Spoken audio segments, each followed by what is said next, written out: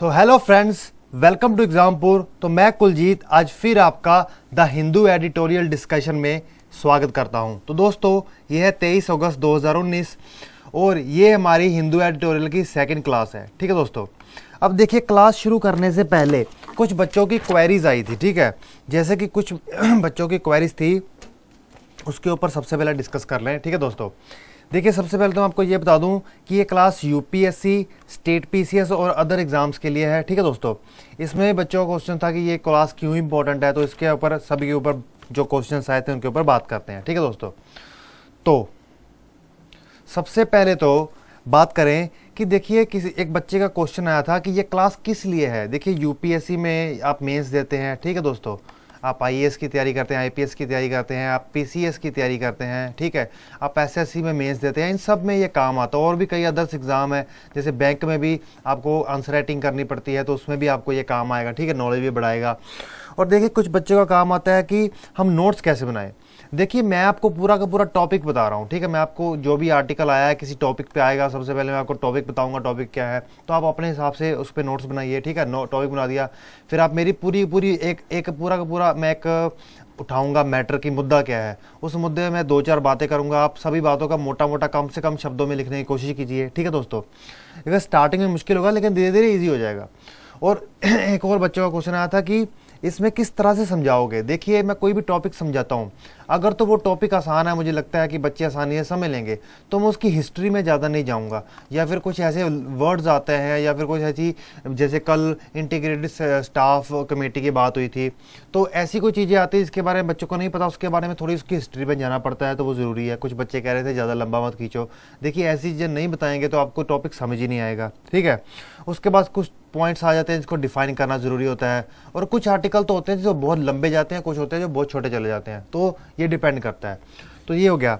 और देखिए एक बच्चे का क्वेश्चन आया था कि सर एक मतलब कि ना, देखिए कोई भी टॉपिक करवाता हूँ तो उसका ये होता है कि एक तरह की ओवरऑल आपके दिमाग में एक पिक्चर बन जाए, ताकि आप कुछ लिखने के लायक हो। ठीक है दोस्तों, और उसके बाद एक बच्चों को क्वेश्चन आया था कि आप पिछली क्लास करो करंट अफेयर की। दोस्तों देखिए मुझे करंट अफेयर की क्लास करने में कोई प्रॉब्लम नहीं है, मुझे तो ये भी क्लास दी गई है, मैं तो ये भी कर रहा हूँ। ये तो उससे ज़्यादा टफ क्लास है, तो मैं फिर भी कर रहा हूँ। मेरा तो काम करना ही है, ये तो मैनेजमेंट पे है ना जो मेरे हाथ में देगी। बाकी कोई बात नहीं, आप सपोर्ट कीजिए इस क्लास को, हम उस क्लास को भी फिर उस पर एक विचार मैं कहूँ, उनसे रिक्वेस्ट करूँगा कि देखिए अब ऐसा आ रहा है बच्चों का कमेंट, तो कर सकते हैं, कोई दिक्कत नहीं है। लेकिन फिलहाल मेरे हाथ में नहीं है ये, मुझे तो करने में कोई प्रॉब्लम नहीं है, मैं तो करना चाहता ही हूँ, मैं तो काफ़ी महीने दिए हैं। तो दोस्तों इसी के साथ हम चलते हैं हमारे क्लास पर। देखिए हमारे पास आज इसमें 4 आर्टिकल है, जिसमें से हम 3 आर्टिकल को डिस्कस करेंगे। सबसे पहला आर्टिकल तो जम्मू कश्मीर में जो 370 धारा हटाई है उससे संबंधित है। देखिए कई दिनों से एक ही पॉइंट है, फेडरलिज्म। ठीक है दोस्तों, किसके ऊपर? फेडरलिज्म, संघीय ढांचा, इसके आसपास ही ये घूम रहे हैं। ठीक है दोस्तों, हर कोई अपने अपनी तरह से आर्टिकल लिख के, अपने अपनी तरह से लिख के इसके आसपास ही घूम रहे हैं, तो इसी के ऊपर है, इसको थोड़ा डिस्कस करेंगे। और देखिए जो नोटबंदी हुई थी, डिमोनेटाइजेशन हुआ था, और उसके बाद जो अब इकोनॉमिक स्लो डाउन आ रहा है, आर्थिक विकास की दर कम हो रही है, और जो एम्प्लॉयमेंट नहीं मिल रही, लोगों को नौकरियां नहीं मिल रही, रोजगार नहीं मिल रहा, उससे संबंधित कहीं ना कहीं ये आर्टिकल है, फिर ये डिस्कस करेंगे। उसके बाद ये आता है कंटेंट मैनेजमेंट का आर्टिकल। देखिए ये सोशल मीडिया, फेसबुक, व्हाट्सएप के ऊपर जो भी हम कंटेंट डेवलप, देखिए आप देखेंगे कि कई तरह के रूमर्स फैल जाते हैं। ठीक है दोस्तों, तो जैसे कि जम्मू कश्मीर में भी इस बार उन्होंने सोशल मीडिया बंद किया, तो इससे संबंधित आर्टिकल है कि कोर्ट में याचिका दायर की गई है कि देखिए इसके ऊपर एक कानून होना चाहिए चेक करने के ऊपर, कि अगर किसी ने कोई गलत कंटेंट डाला है, कुछ गलत डाला है जिससे किसी की कोई आहत होता है, या कुछ गलत ऐसा कुछ भी डाला है जो कानूनी आधार से गलत है, साइबर क्राइम के अंतर्गत आता है, तो उसके ऊपर जिसने डाला है उसको पकड़ा जा सके। तो ये सब चीज़ों को ध्यान में रखते हुए ये सब किया जा रहा है। तो इन्हीं 3 आर्टिकल्स को हम करेंगे। तो सबसे पहला आर्टिकल, जैसा कि मैंने बताया कि जम्मू कश्मीर से संबंधित आता है, उसके ऊपर हम बात करते हैं। ठीक है, अब देखिए उन्होंने कहा है, जो राइटर है वो कह रहे हैं, state breaking is not a nation making. वो कह रहे हैं कि किसी राज्य को तोड़ना देश को बनाना नहीं हो सकता। उन्होंने अपना ये तर्क दिया है। देखिए अभी जेके में आपको पता है कि 370 धारा तोड़ी गई, 2 यूनियन टेरिटरी बनाई गई। ठीक है, लद्दाख और जम्मू कश्मीर। ठीक है, अब देखिए इसमें इन्होंने कहा है कि एवरी कोड, एवरी प्रिंसिपल और एवरी कॉन्स्टिट्यूशनल सैंक्शन जो कि फेडरलिज्म को, संघीय ढांचे को प्रोटेक्ट करता है, वो कहीं ना कहीं से उसकी उल्लंघना हुई है, वॉयलेटेड हुआ है। ये उन्होंने बात की है। वो कह रहे हैं कि बहुत से स्टेट, बहुत से राज्य भाषा के आधार पर और अपने एथनिक ग्रुप्स के आधार पर चाहते हैं कि हमारे राज्य हों, ठीक है दोस्तों। लेकिन जब उसको ये नहीं मिलता तो वो कहीं ना कहीं मिलिटेंट बन जाते हैं, हथियार उठाते हैं, गवर्नमेंट के अगेंस्ट जाते हैं, ठीक है दोस्तों, अपना ऑब्जेक्टिव पूरा करने के लिए। अब देखिए 370 की धारा हटी और देखिए कहीं ना कहीं पूरे देश ने इसके ऊपर सेलिब्रेशन किया। उसके ऊपर ये कह रहे हैं कि देश ने पूरा सेलिब्रेशन किया। फिर उन्होंने 2-3 राज्यों की इसमें बात की है कि जो राज्य कहते हैं कि राज्य ही होना चाहिए, कोई यूनियन टेरिटरी नहीं होनी चाहिए, तो उन लोगों ने भी जम्मू कश्मीर के ऊपर 370 की धारा हट जाने के फेवर में दिया। वो कह रहे हैं कि जैसे कि तेलंगाना की सरकार है, उन्होंने कहा कि तेलंगाना में बहुत बड़ा एक बिल पास हुआ था जिसमें सभी लोग इकट्ठे हुए थे कि हमारे राज्य के साथ कुछ भी ऊपर नीचे नहीं होगा, ठीक है, हमारा राज्य राज्य ही रहेगा।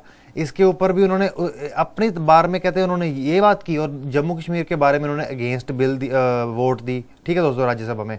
अब केजरीवाल भी यूनियन टेरिटरी दिल्ली है तो वो कह रहे हैं कि केजरीवाल यूनियन टेरिटरी को स्टेट बनाने की बात करते हैं, लेकिन उन्होंने जम्मू कश्मीर की धारा हट जाने के फेवर में वोट दिया। और यही उड़ीसा की बात कर रहे हैं, उड़ीसा की जो बीजू जनता दल है उन्होंने भी कुछ ऐसा ही किया। तो राइटर कह रहा है कि कुछ ऐसा हो रहा है, ठीक है। अब देखिए फिर वो आगे आकर ये बात करते हैं कि जो स्टेट्स हैं, जो जितने भी राज्य हैं, उनको अलर्ट मोड पे एक तरह का रहना चाहिए, क्योंकि अब जो केंद्र की पावर है, जो केंद्र की सरकार है, उसके हाथ में इतनी पावर है कि वो किसी भी कोड, प्रिंसिपल और कॉन्स्टिट्यूशनल सैंक्शन को बदल सकता है, जो कहीं ना कहीं से फेडरलिज्म को प्रोटेक्ट करता है और वॉयलेट कर सकता है, ठीक है दोस्तों। फिर उसके बाद वो कहते हैं प्रोटेक्ट फेडरलिज्म, संघीय ढांचे को बचाना जरूरी है, ठीक है। फिर उसके बाद उन्होंने बात की है रीजनल ऑटोनॉमी की। देखिए 370 धारा मिलने के बाद कहीं ना कहीं वो राज्य अपने आप पे निर्भर ही हो गया ना, ठीक है, कहीं ना कहीं उस राज्य को ज़्यादा से ज़्यादा स्वतंत्रता मिली। तो रीजनल ऑटोनॉमी की बात कर रहे हैं। वो कह रहे हैं कि for regional autonomy is indispensable for India's plural and complex society. वो कह रहे हैं कि इंडिया की जो सोसाइटी है वो बहुत ही कॉम्प्लेक्स है, ठीक है दोस्तों, क्या है, बहुत ही कॉम्प्लेक्स उलझी हुई सोसाइटी है। हम भाषा के आधार पर भी बहुत हर 50 से 100 किलोमीटर के दायरे में जाएंगे भाषा बदल जाती है, धर्म के आधार पर, संस्कृति के आधार पर। तो कहते हैं ऐसी सोसाइटी में जब ऐसा समाज हो तो एक साथ रहने के लिए राइटर कह रहा है कि रीजनल ऑटोनॉमी जरूरी होती है। और 370 कहीं ना कहीं उसकी एक एग्जाम्पल थी, ठीक है।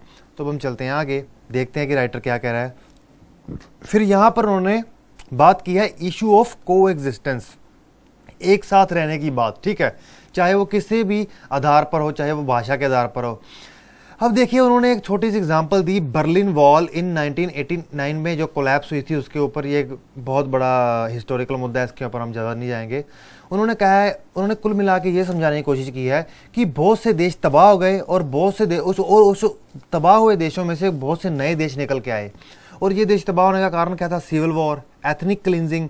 देखिए एथनिक क्लिनजिंग क्या होती है, एग्जाम्पल के तौर पर देखिए जब वर्ल्ड वॉर सेकेंड हुई थी तो हिटलर ने क्या किया था, यहूदियों को ट्रेनों में भर भर के एक जगह में ले जाके गैस चैम्बरों में डाल दिया और सिर्फ ज्यूस होने के कारण उनको मार देना शुरू किया नाजीजों ने, ठीक है।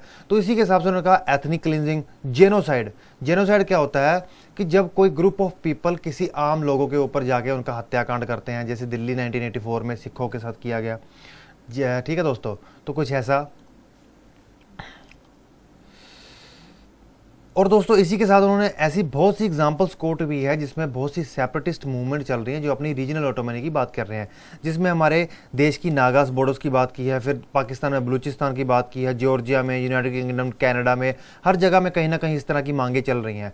उन्होंने कहा कि एथनिक क्लिनजिंग और जेनोसाइड एक ऐसी चीज़ है, वो कहीं ना कहीं से स्कॉलर्स के दिमाग में क्वेश्चन खड़ा करते हैं कि किस तरह से हम एक देश में एक साथ होकर रह सकते हैं, चाहे हम भाषा के आधार पर अलग हों, ठीक है, चाहे हम किसी अलग अलग भगवान को मानते हों, ठीक है, चाहे हमारा बिलीफ सिस्टम अलग हो, फिर भी हम प्लूरल सोसाइटी में एक साथ कैसे रह सकते हैं। तो उसका उन्होंने कहा है कि क्या सोचा। अब देखिए उन्होंने यहाँ पे फेडरलिज्म की बात की है कि फेडरलिज्म सोसाइटी में करेंगे, लेकिन वो थोड़ा आगे है। उसी के साथ उन्होंने एक और क्वेश्चन खड़ा किया है, कर्नल ऑफ आइडेंटिटी। उन्होंने कहा कि कोई भी इंडिविजुअल है वो अपनी आइडेंटिटी के ऊपर भी जाता है। देखिए उन्होंने रिसर्च करने के बाद on balance scholar agreed on federalism, जैसा कि मैंने बताया कि यही आंसर दिया है। लेकिन एक और नया क्वेश्चन आके खड़ा होता है को एग्जिस्टेंस का, जिसमें उन्होंने कहा है कि फेडरलिज्म के बारे में जैसे मैंने बात कर दी, ठीक है। अब देखिए फिर वो आगे आकर ये बात करते हैं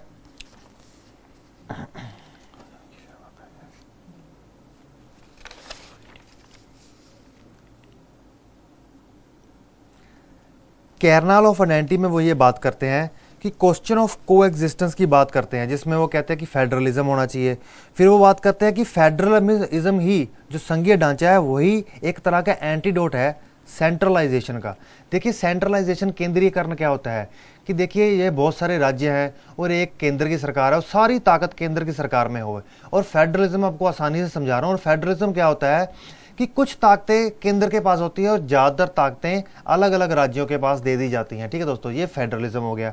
तो वो कह रहे हैं कि फेडरलिज्म ही एक ऐसा रास्ता है जो सेंट्रलाइजेशन से दूर ले जा सकता है। ठीक है दोस्तों, अब उन्होंने कहा कि इसके लिए हमें क्या करना पड़ेगा, डिसेंट्रलाइजेशन करना पड़ेगा, अकेंद्रीय करना पड़ेगा। उसके लिए हमें रीजनल ऑटोनॉमी देनी पड़ेगी, जैसे कि 370 में थी। हर राज्य को तो ज़्यादा से ज़्यादा अधिकार दिए जाने चाहिए। उससे क्या होगा, वो कह रहे हैं कि उससे एक तो रिस्पॉन्सिबल गवर्नमेंट आएगी, ठीक है, गवर्नेंस आएगी, और फिजिकल प्रूडेंस आएगी, एफिशिएंसी आएगी, और पॉपुलर पार्टिसिपेशन भी बढ़ेगा। पॉपुलर पार्टिसिपेशन क्या होता है, जिसमें ज़्यादा से ज़्यादा लोग अपने हितों के लिए आगे आकर काम करते हैं एक देश में। मत देना, वोट देना, ऐसी बातें कह सकते हैं आप। ठीक है, अब देखो उसी के बाद बात आती है 1990 में स्कॉलर्स ने एक और नई चीज़ पे ध्यान दिया। उन्होंने कहा कि देखिए, उन्होंने ये सोचा कि जो इकोनॉमिक कोई भी उन्होंने कहा कि अगर किसी भी राज्य, scholars realise that individuals do not only seek economic benefits. अगर हम किसी भी व्यक्ति को किसी देश में रखें, अगर ज़्यादा से ज़्यादा बेनिफिट, इकोनॉमिक आर्थिक बेनिफिट दे दें, वो सिर्फ उसी के ऊपर ही ध्यान नहीं रखता, वो अपनी इंडिविजुअल की आइडेंटिटी के ऊपर भी ध्यान रखता है, अपनी पहचान के ऊपर भी ध्यान रखता है, जिसके लिए वो किस पर निर्भर है, अपने कम्युनिटी पर, अपने समुदाय पर निर्भर है। देखिए वो कम्युनिटी भाषा के आधार पर भी हो सकती है, धर्म के आधार पर भी हो सकती है, किसी तरह की मेमोरी के आधार पर भी हो सकती है, या किसी तरह के शेयर्ड ट्रेडिशन के आधार पर भी हो सकती है।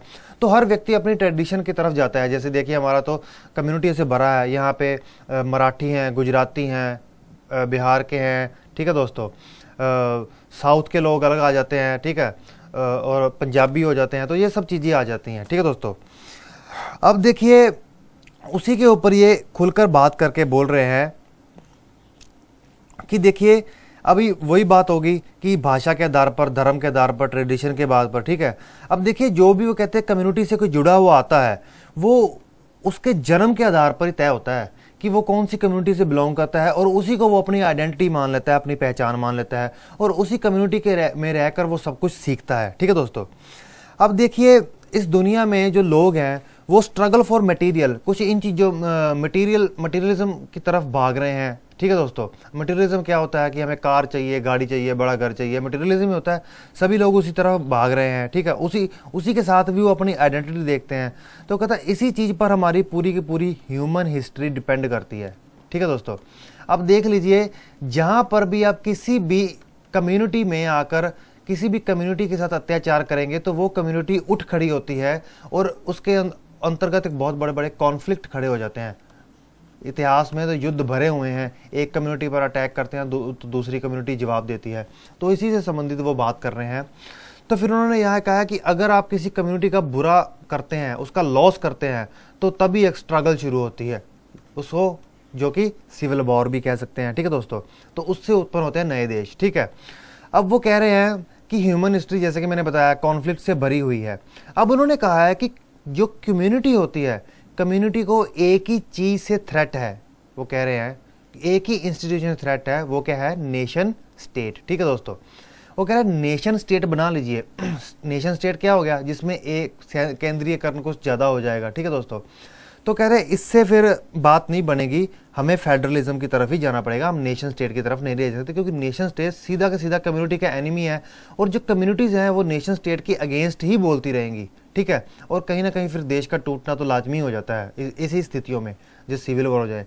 तो फिर उन्होंने बात की है कि हमारा देश तो भरा हुआ है भाषा के आधार पर, धर्म, संस्कृति, थ्रो कॉन्स्पिरेशन, शिक्षा, कोएर्सिव, ये सब चीज़ों से भरा हुआ है। ठीक है दोस्तों, फिर वो कहते हैं कि जो कोई भी देश बनता है, this is considered one of the major mistake in history nation do not emerge as a fashionable entity, they are created by states through flattering out diverse language religion. तो इन सब चीज़ों को ध्यान में रखते हुए ये करते हैं।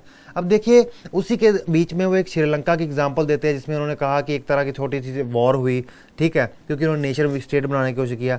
7,000 के करीब लोग मारे गए, 72,000 के करीब लोग डिस्प्लेस हुए। तो वहाँ पे लिबरेशन टाइगर ऑफ तमिलम, जिसके हेड थे वीरू प्रभाकरन पिल्लई, ठीक है दोस्तों, तो इसी ऑर्गेनाइजेशन के द्वारा ही राजीव गांधी जी को बॉम्ब ब्लास्ट में तमिलनाडु में मारा गया था, ठीक है दोस्तों। अब देखिए यूनाइटेड नेशन ने भी इसमें एक अपने अलग आंकड़े दिए हैं। अब कुल मिलाकर फिर उन्होंने यहाँ पे एग्जांपल दी है बांग्लादेश वॉर की, जिसमें उन्होंने कहा कि 8 से 10 मिलियन के करीब लोग मारे गए थे। तो उन्होंने कहा कि दीज लाइन्स में well provide the epigraph of the nation state. अब नेशन स्टेट को तो वो कहीं ना कहीं यहाँ पे ये एग्जांपल्स देकर नकार ही करे हैं। तो वो कह रहे हैं कि हम homogeneous impulse of nation state generate resistance. साफ साफ उन्होंने कह दिया कि जहाँ भी हम होमोजीनियस एक बात करेंगे, एक धर्म, एक भाषा, एक वो, तो वहाँ पर कहीं ना कहीं रेजिस्टेंस तो अपने आप जनरेट होगी ही होगी, जिसकी तरफ वो एग्जाम्पल दे रहे हैं। वो कहते हैं फिर इसका मात्र एक ही, अगर आप ये सोचें कि इसका हल है कि मिलिट्री से आप उसको दबा लेंगे, तो कहते हैं नहीं दबा सकते। ये क्या है, ये एक तरह की पॉलिटिकल वार है। इसको सुलझाने का उन्होंने एक ही तरीका दिया है, स्ट्रेंथन फेडरलिज्म, संघीय ढांचे को बढ़ाएं, जैसे कि केंद्र के हाथ में ताकतें कम करें और स्टेट्स के हाथ में ताकतें, ताकि अपनी भाषा, अपने धर्म, अपनी संस्कृति के आधार पर वो अपने अपने कानून तय कर सके, ठीक है। तो कुछ तरह से होता है। इससे वो कहते हैं कि माइनॉरिटीज भी कहीं ना कहीं प्रोटेक्ट होंगी, ठीक है। अब देखिए, अब फिर उन्होंने कहा है कि जो this was the precise logic that gave the JK along with the constituent states of Indian federal system regional autonomy. कहीं ना कहीं से जेके को, तो जैसे मैंने आपको पहले बताया कि 370 के रीजनल ऑटोनॉमी ही तो दे रखी थी, ठीक है दोस्तों। अब देखिए उन्होंने फिर आखिर में आके ये बात कह रहे हैं कि if we abolish diversity we land up with the same sense of longing, loss and ultimate resentment. Kashmir's greatest contemporary poet Aga Shahid Khan, who died at 52, powerfully captured this scene of loss and longing in his poem A Wrong Turn, ठीक है दोस्तों। तो इन्होंने कुल मिला के देखिए सारी बात में यही समझाने की कोशिश की है कि अगर आप चाहें कि अलग भाषा, अलग धर्म और अलग संस्कृति और अलग तरह की सोच रखने वाले लोग, अगर आप कहें कि एक देश में एक तरह की विचारधारा के अंतर्गत चलेंगे, तो कहते नहीं हो सकता, हमें फेडरलिज्म ही अपनाना पड़ेगा। कहीं ना कहीं उन्होंने ये समझाया है। और साथ उन्होंने कहा आइडेंटिटी को लेकर लोग चलते हैं, और जब नेशन स्टेट सेंट्रलाइज होकर किसी को दबाने की कोशिश करता है, तो वो कहीं ना कहीं ऊपर कम्युनिटी के ऊपर खतरा मानते हैं, तो कम्युनिटी उनके खिलाफ खड़ी हो जाती है। ये राइटर का तर्क है इस सब को लेकर। तो इससे हमारा ये आर्टिकल ख़त्म होता है, ठीक है दोस्तों। अब देखिए जितने भी, मैं आपको एक बात बता दूँ कि जितने भी जेके के ऊपर आर्टिकल आ रहे हैं, वो अपने मत हैं फेडरलिज्म को लेकर, संघीय ढांचे को लेकर अलग अलग तरीके से बोल रहे हैं। कोई उसके ऊपर लेकर अंतर्राष्ट्रीय रिस्पॉन्स की बात कर रहा है, कोई फेडरलिज्म की बात कर रहा है। पॉइंट्स वही हैं, जो भी कुछ घूमेगा वो फेडरलिज्म, संघीय ढांचे के आसपास ही घूमेगा, ठीक है दोस्तों। तो हम चलते हैं आगे। अब देखिए, अब आता है politically inconvenient data nudge. Politically inconvenient data nudge, अब देखिए ये क्या है। देखिए यह है data on demonetisation contribution to deepening economic slowdown. उन्होंने डाटा दिया है कि किस तरह से डीमोनेटाइजेशन, जो नोटबंदी हुई थी, वो इकोनॉमिक स्लोडाउन को और बढ़ा रहा है, ठीक है दोस्तों। और उन्होंने ये भी कहा है कि जो ये डाटा है वो किस तरह से सरप्रेस कर दिया गया, सरकार के द्वारा दबा दिया गया, ये बता रहे हैं पॉलिटिकल इनकन्वीनियंट डाटा नज के आर्टिकल में, ठीक है दोस्तों। देखिए इसमें बहुत सारे फैक्ट्स बड़े हुए हैं, फैक्ट्स की ज़्यादा बात नहीं करेंगे, लेकिन मोटी मोटी जो भी बात हो रही है मैं आपको बता दूंगा, ठीक है। अब देखिए उन्होंने बताया कि 50 साल पुराना इनकम टैक्स का 1961 का जो डायरेक्ट इनकम टैक्स का लॉ है उसको बदलने की बात की गई है, ठीक है दोस्तों। उसमें उन्होंने ये कहा है, और उन्होंने कहीं ना कहीं ये बताया कि डेलिबिटेटिंग, ठीक है दोस्तों, डेलिबिटेटिंग का मतलब होता है दुर्बल impact of demonetisation on formal corporate sector पर क्या पड़ा है। देखिए कॉर्पोरेट सेक्टर चलेंगे तो जॉब चलेगी ना। अब देखिए क्या हुआ कि उन्होंने कहा है कि 12 सितंबर 2017 को राजस्व ज्ञान संगम, ये क्या है कि यह हर साल कॉन्फ्रेंस है जो सीनियर टैक्स एडमिनिस्ट्रेटर्स की होती हैं। इसमें प्रधानमंत्री मोदी जी ने ऑब्जर्व किया है कि हमें इनकम टैक्स एक्ट जो कि 1961 का है उसको रीड्राफ्ट करने की ज़रूरत है। उसी के तहत जो हमारे फाइनेंस मिनिस्टर हैं उन्होंने तय किया कि ठीक है हम इसे आसान से आसान बनाएंगे, ठीक है, अपने देश की इकोनॉमिक नीड्स के हिसाब से चलेंगे। फिर क्या होता है कि 22 नवंबर 2017 को 6 मेंबर्स की एक कमेटी कर दी जाती है, बना दी जाती है, जिसका नाम होता है task force for drafting a new direct tax legislation. ठीक है दोस्तों, अब देखिए 26 दिसंबर 2018 में ये रिपोर्ट क्या होता है कि अपनी report note submitted until and unless report deliberated close by close, ये कह देते हैं 26/2018 को कि एक तरह का मेमोरेंडम दे दिया जाता है फाइनेंस मिनिस्टर द्वारा कि तब तक रिपोर्ट सबमिट ही होगी जब कन्वीनर और वहाँ के जितने भी मेंबर्स हैं उसको क्लोज बाय क्लोज अच्छे से उसकी समीक्षा नहीं कर लेते, जांच नहीं कर लेते। ठीक है दोस्तों, अब इसी रिपोर्ट्स में से बहुत कुछ डेटा निकल के आएगा जिसको आधार मानकर ही वो कहीं ना कहीं ये राइटर ये कहने की कोशिश कर रहे हैं कि नोटबंदी के जो फैक्ट्स हैं वो दबाए गए हैं। ठीक है दोस्तों, अब देखिए इसके जो कन्वीनर हैं वो स्टार्टिंग में कौन रहे हैं, कन्वीनर मतलब जिसके हेड बैठे थे उनका नाम था अरविंद मोदी। क्या नाम था? अरविंद मोदी। ठीक है दोस्तों, ये एक सीनियर आईएएस ऑफिसर थे। ठीक है दोस्तों, अब देखिए उन्होंने क्या किया, उन्होंने सबमिट करवा दी अपनी जो रिपोर्ट थी सील करके और ड्राफ्ट लेजिस्लेशन के साथ। ठीक है दोस्तों, क्या कर दिया, उसको सबमिट करवा दिया अपने ड्राफ्ट लेजिस्लेशन के साथ। किसके तहत? 28 सितंबर 2018 को for continuity and record purpose के लिए। ठीक है दोस्तों, लेकिन फिर उसके बाद जो हमारे नवंबर 2018 को फाइनेंस मिनिस्टर अपॉइंट करते हैं अखिलेश रंजन को, ठीक है, new member legislative CD to succeed mister Modi, उनको हटाकर अखिलेश रंजन को नया कन्वीनर बना दिया जाता है। ठीक है दोस्तों, अब देखिए मिस्टर रंजन अपनी जो रिपोर्ट होते हैं फाइनेंस मिनिस्टर को 19 अगस्त 2019 को सबमिट करवाते हैं। ठीक है, अब देखिए इसी के अंतर्गत अब आता है डिमोनेटाइजेशन ब्लो की बात। अब देखिए इसमें इन्होंने बहुत सारे फैक्ट्स की बात की है, हम फैक्ट्स पर तो नहीं जाएंगे, हम जो मोटी मोटी बात वो समझाना चाह रहा है उस पर जाएंगे। वो कह रहा है कि यहाँ से कुछ ना कुछ इनसाइट्स निकलते हैं। ठीक है दोस्तों, drawing insights from the tax department database of the annual return filed by corporate firms. ठीक है दोस्तों, और इंडिविजुअल्स के द्वारा। उन्होंने कहा कि मिस्टर अरबिंदो मोदी द्वारा ये की गई रिपोर्ट। ठीक है दोस्तों, अब इसमें उन्होंने कहा कि बहुत सारा डेटा निकल के आता है। ठीक है, अब देखिए इसी डेटा को ध्यान में रखते हुए वो कुछ तरह के अल्टरनेटिव्स सजेस्ट करते हैं और फिर ड्राफ्ट लेजिस्लेशन को करते हैं। देखिए इसी के अंतर जो डेटा निकल के आता है वो उस डेटा के अंतर्गत बता रहे हैं कि जो एग्रीगेट इन्वेस्टमेंट था, जो टोटल तरह के इन्वेस्टमेंट हमारे देश में हो रहा था, वो कम से कम डीमोनेटाइजेशन के कारण 60% गिर गया। कितना परसेंट गिर गया? 60% गिर गया डीमोनेटाइजेशन नोटबंदी वाले साल में। ठीक है दोस्तों, अब देखो वो कह रहे हैं कि data is undeniable fact of monetisation country in economic slow down. ठीक है, उन्होंने कह दिया जो ये डाटा हमारे सामने आ रहा है, उन्होंने कहा कि जो इन्वेस्टमेंट है वो साल दर साल कम होती गई है। ठीक है, वो चीज़ इन्होंने यहाँ पे समझाई है कि 2011 से लेकर 2017 तक किस तरह से जो हमारी इन्वेस्टमेंट है वो एकदम से आकर यहाँ पर गिर जाती है, कुछ 4 लाख करोड़ के आसपास रह जाती है, हमारी 11 लाख करोड़ के आसपास हो रही होती है। ठीक है दोस्तों, उसी साल वो कह रहे हैं कि हमारी जीडीपी भी आगे गिर गया, 2.7% के खिलाफ गिर जाती है। ठीक है दोस्तों, और उसी के साथ ये कुछ और फैक्ट्स भी आगे लेकर रखते हैं। वो क्या है कि रिटर्न ऑन इक्विटी जो हमारी इक्विटी होती है, जो हमारी इक्विटी भी एक तरह का इकोनॉमी का कंसेप्ट है, आपका इकोनॉमी की क्लास में आपने समझा होगा। ठीक है, उसमें जो रिटर्न है वो कहते हैं वो भी कम हो रहा है। ठीक है, जो कॉर्पोरेट इनकम कंपनीज हैं, ठीक है, जो कंपनीज हैं उनकी जो प्रोडक्टिविटी है वो भी कम हुई है, और जो ग्रोथ, जो प्राइवेट इन्वेस्टमेंट द्वारा जो ग्रोथ होती है वो भी कम हुई है। ठीक है, और कॉर्पोरेट की इन्वेस्टमेंट है, जो नई इन्वेस्टमेंट होनी है वो भी कहीं ना कहीं रुक जाती है। ठीक है दोस्तों, फिर कहते हैं कि वो ऐसा क्या कारण है कि जहां से वो ये चीज शो कर लेते हैं कि हमारी इन्वेस्टमेंट बढ़ी, क्योंकि अगर अब देखा जाए तो सरकार द्वारा 7 से 8% के आसपास जीडीपी की डिक्लेरेशन की गई। उन्होंने फिर क्या किया, इन्होंने आर्टिकल में बता रहे हैं कि इन्होंने रेशो निकाली इन्वेस्टमेंट की और दूसरी तरफ से अपना जीडीपी की, तो वो कह रहे हैं कि आंकड़े तो मिसमैच बैठ रहे हैं। तो फिर किस हिसाब से आप ये देखिए, फिर कह रहे हैं कि किस हिसाब से आप लोग ये कह सकते हैं कि फिर वो कह रहे हैं कि कहीं ना कहीं आंकड़ों से छेड़खानी की गई है और जो सही आंकड़े हैं उनकी रिपोर्ट्स को दबाया गया है। ठीक है, investment aggregate figure 2016-17 brings into question demonetisation year. ठीक है, वो कह रहे हैं कि जो इन्वेस्टमेंट एग्रीगेट फिगर्स हैं, जो भी डाटा शो हो रहा है इन्वेस्टमेंट एग्रीगेट का, ठीक है, फिगर्स आ रही हैं जो इस रिपोर्ट्स में भी शो हुई हैं, जो पहले की रिपोर्ट आई थी, वो कहीं ना कहीं एक तरह का सवाल खड़ा कर रही है क्वेश्चन ईयर पर कि आपने जीडीपी को ज़्यादा कैसे कर दिया। ठीक है दोस्तों, फिर उसी के बाद वो एंड में ये बात करते हैं, देखिए यहाँ पर तो उन्होंने कह दिया कि फाइनेंस मिनिस्ट्री ने वो जो रिपोर्ट थी टास्क फोर्स की वो पब्लिक ही नहीं की। ठीक है दोस्तों, फिर उसके बाद वो कह रहे हैं कि नेशनल सैंपल सर्वे ऑफिस ने एक पीरियोडिक लेबर फोर्स सर्वे किया था।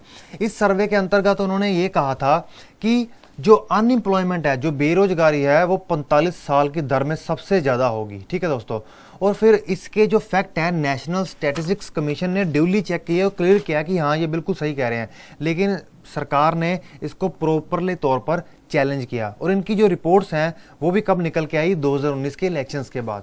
और यही ये आर्टिकल है। उन्होंने कहीं ना कहीं आर्टिकल में ये समझाने की कोशिश की है कि जो हमारी देखिए क्या हुआ कि नोटबंदी हुई, नोटबंदी के बाद भी उन्होंने अपना जो जीडीपी का आंकड़ा है वो 7-8% के आसपास रखा।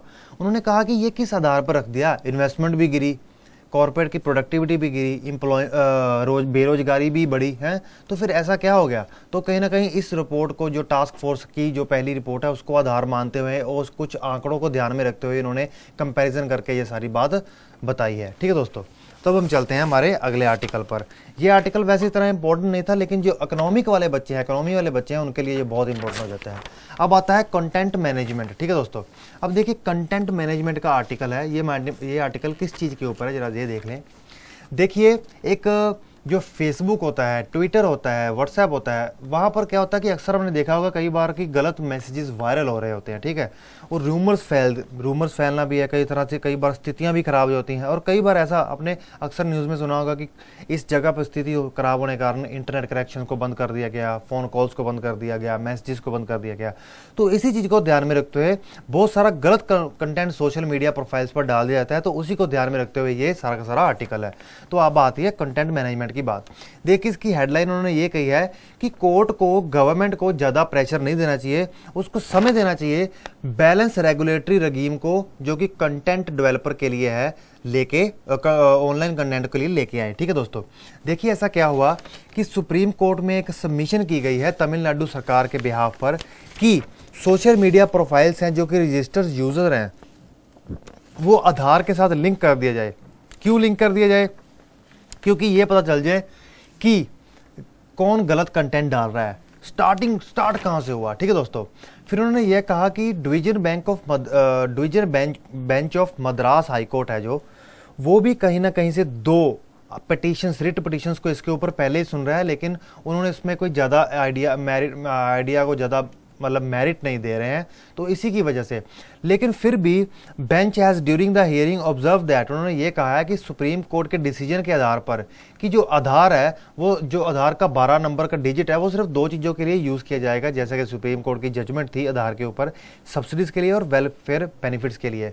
और जैसा कि इन्होंने सेक्शन 57 ऑफ आधार एक्ट भी ख़त्म कर दिया था, जिसके अंतर्गत वो सिर्फ ऑथराइज्ड बॉडी, कॉर्पोरेट और इंडिविजुअल सिर्फ उसका नंबर ही, कुछ number two establish summons identity, सिर्फ इस हद तक ही यूज़ कर सकते थे। ठीक है दोस्तों, फिर अब क्या हुआ कि petitioners has approach the high court, बहुत सारे पटिशनर्स हाई कोर्ट की तरफ अप्रोच किए हैं। उन्होंने ये अपने ग्राउंड बोला है, इस ग्राउंड पे बोले हैं कि many people got away with inflammatory post on social media, वो सोशल मीडिया पे अपनी गलत पोस्ट डालते हैं और चले जाते हैं। ठीक है, और साथ वो कहते हैं कि इसमें और साथ हम लैक ऑफ ट्रेसेबिलिटी, हम ट्रेस भी नहीं कर पाते कि कौन क्या डाल के चला गया। ठीक है दोस्तों, और गलत चीज़ें फैलती हैं, गलत अफवाहें फैलती हैं। ठीक है दोस्तों, फिर इसी को ध्यान में रखते हुए बेंच ने उस चीज़ को तो ध्यान में नहीं दिया, फिर उन्होंने कहा है कि ठीक है, हम adequacy of legal framework on cyber crime और the responsibility of intermediaries who provide telecommunication and online services, जैसे कि फेसबुक, व्हाट्सएप या फिर कंपनियां जो इंटरनेट प्रोवाइड करती हैं,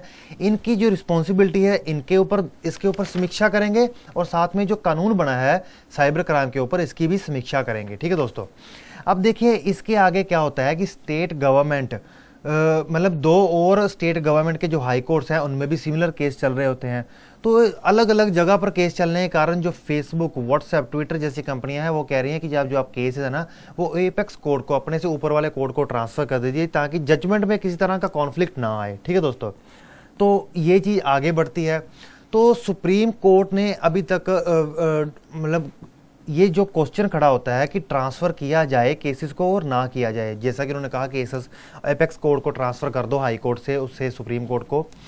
तो वो कह रहे हैं कि जब तक सुप्रीम कोर्ट इस क्वेश्चन पर सोचता है कि करना चाहिए या नहीं करना चाहिए, मद्रास कोर्ट इस पर कोई वर्डिक्ट ना दे, लेकिन कोई हियरिंग अपनी चलाता रहे, उस पर अपनी कार्रवाई करता रहे। लेकिन इसी दौरान एक चीज़ होती है कि मिनिस्ट्री ऑफ इलेक्ट्रॉनिक्स और आईटी टेक्नोलॉजी क्या करती है कि नए कानून को नोटिफाइड करती है, जिसके अंदर वो इंटरमीडियरीज कंपनी जैसे कि फेसबुक, व्हाट्सएप को कहती है last year called for public, उसको जो वो उनके अपने ड्राफ्ट रूल्स लेके आते हैं उसको पब्लिक कमेंट के लिए भी ओपन कर देते हैं। बताइए, आप भी अपने कमेंट कीजिए, ठीक है दोस्तों। इसमें क्या होता है कि इंटरमीडिएट कंपनी को कह दिया जाता है कि इंटरमीडिएट कंपनी को हेल्प करना होगा identify originator of offensive comment, जिसने भी गलत कंटेंट डाला है उसके ओरिजिनेटर को आइडेंटिफाई करने में आपको मदद करनी होगी, ठीक है दोस्तों। अब इसमें भी प्रॉब्लम आती है क्योंकि जो ये टेक्नोलॉजी कंपनीज है फेसबुक, व्हाट्सअप जैसी, वो एंड टू एंड इंस्क्रिप्शन पर चलती हैं। वो कहती हैं कि हमारी इनएबिलिटी है, हम नहीं कर सकते कि पीछे से आपको डोर ओपन कर दें और आपको ओरिजिनेटर ढूंढने की दे, क्योंकि जो ये कंपनी है वो प्राइवेसी के आधार पर अपना सारा काम कर रही हैं, ठीक है दोस्तों। लेकिन उसी के दौरान जो केएस पुट्टास्वामी डिसीजन 2017 को आता है प्राइवेसी केस के ऊपर, वो ये कहते हैं कि स्टेट इंटरवेंशन ऐसे नहीं कर सकता।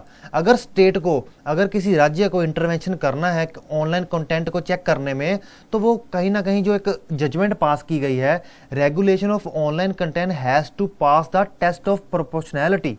जो टेस्ट ऑफ प्रोपोर्शनैलिटी एक कोर्ट द्वारा एक दायरा तय कर दिया गया, उसी के आधार पर चल के करना होगा, ठीक है दोस्तों। फिर उसके बाद वो कहते हैं कि आप देखिए, इतना अर्जेंसी मत करिए, इतना मतलब भागिए मत। कोर्ट को कह रहे हैं कि आप गवर्नमेंट को टाइम दीजिए कि वो एक बैलेंस्ड ऐसा कि जिसमें कहीं ना कहीं प्राइवेट जो हमारा प्राइवेसी है वो भी हर्ट ना हो, और जो गलत कंटेंट डाल रहा है उसको भी पकड़ा जा सके, और जो गलत एक्टिविटीज़ हो रही है जैसे कि child pornography, sectarian conflict, mob lynching without affecting individual privacy, ये सब किया जाना चाहिए, ठीक है।